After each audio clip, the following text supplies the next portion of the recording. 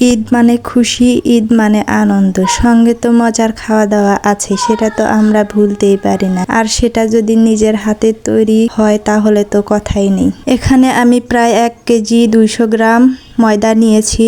তারপর আমি এখানে নরমাল পানি দিয়ে একটু একটু করে পানি দিয়ে গুলিয়ে নিচ্ছি। অনেকক্ষণ হাত দিয়ে মথে নেওয়ার পর আমি এভাবে একটা ডো তৈরি করলাম। এটা বেশি শক্ত হবে না, আবার বেশি নরমও হবে না। আমরা যে রুটি বানাতে সাধারণ যে ডো তৈরি করি তার থেকে একটুখানি শক্ত হবে। তারপর আমি এখানে একটু গোল গোল করে বলের আকারে তৈরি করে নিয়েছি।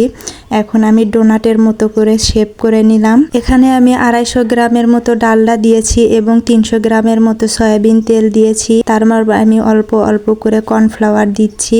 এখানে আমি হাফ কাপ কর্নফ্লাওয়ার নিয়েছি।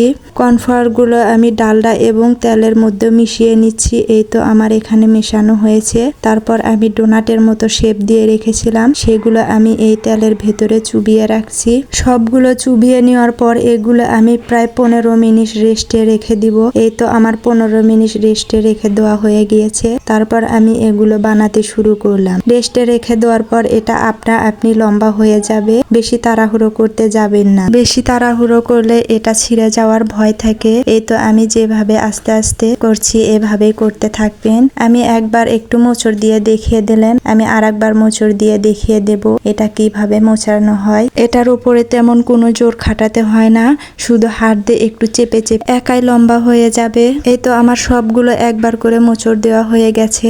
তারপর আমি একটু 2-3 মিনিটের জন্য রেস্টে রেখে দিব।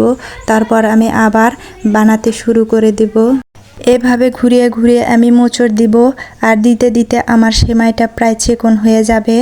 আমি একবার করে মোচড় দিব আর একটু 2-3 মিনিটের জন্য রেস্টে রেখে দিব। আপনারা লক্ষ্য করলে দেখতে পাবেন আমি কিভাবে ঘুরাইছি আর কিভাবে মোচড় দিচ্ছি। এভাবে মোচড় দিতে দিতে আমার প্রায় সেমাই চিকন হয়ে যাবে। আপনারা দেখতেই পাচ্ছেন আমার সেমাইগুলো প্রায় হওয়ার কাছাকাছি। আমি আর বেশিক্ষণ মোচড় দিব না, প্রায় 2-3 বার মোচড় দিলে আমার সেমাইটা প্রায় রেডি হয়ে যাবে। এখানে আমি প্রায় 20 থেকে 25 বার মোচড় দিয়ে নিয়েছি। এখন ভাজার জন্য পারফেক্ট হয়েছে। আমি এখানে ফিরা নিয়েছি, ফিরার উপরে আমি চেপে চেপে একটু ছড়িয়ে দিলাম। আপনারা চাইলে এখানে একটি প্লেটও ব্যবহার করতে পারেন। আমি এখানে হালকা মাঝারি আঁচে আমি তেলটাকে গরম করে নিয়েছি। নেওয়ার পর সেমাইটা ছেড়ে দিয়ে দেখতেই পেলেন কাঁটা চামচ দিয়ে আমি খোঁচায় খোঁচায় একটু উপর দিকে তুললাম। আমার এক পিঠ প্রায় হয়ে গিয়েছে। তারপর আমি আর এক পিঠ উল্টা দিলাম। আপনারা দেখলেই বুঝতে পারবেন আমার সেমাইটা কতটা পারফেক্ট হয়েছে। আমার সেমাইটা ভাজা হয়ে গেছে, এবার আমি তুলে নেব। আমি আগে 2টা ভেজে নিয়েছি, এটা আমার 3 নাম্বারটা। তারপর আমি ডালার মধ্যে রেখে দিলাম। দেখতেই পাচ্ছেন আমার সেমাই একদম পারফেক্ট।